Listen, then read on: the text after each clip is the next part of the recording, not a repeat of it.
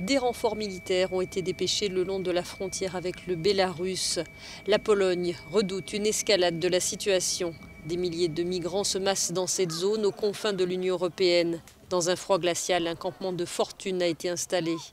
Certains ont pris d'assaut la clôture de barbelés mise en place fin août par les autorités polonaises.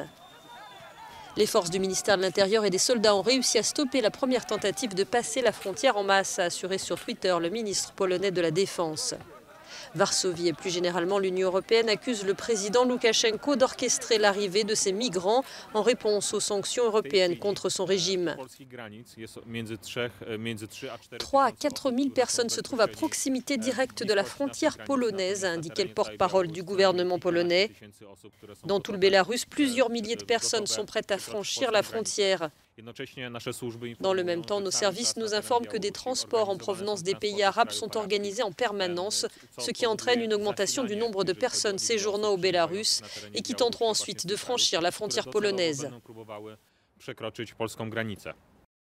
L'instrumentalisation des migrants dans un but politique est inacceptable, a dénoncé la présidente de la Commission européenne.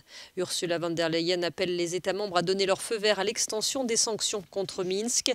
Elle souhaite même sanctionner les compagnies aériennes de pays tiers qui acheminent les migrants au Bélarus. Depuis la fin de l'été, la situation ne cesse de se détériorer. Au moins 10 migrants sont morts jusqu'à présent dans la région, dont 7 du côté polonais, selon un quotidien local.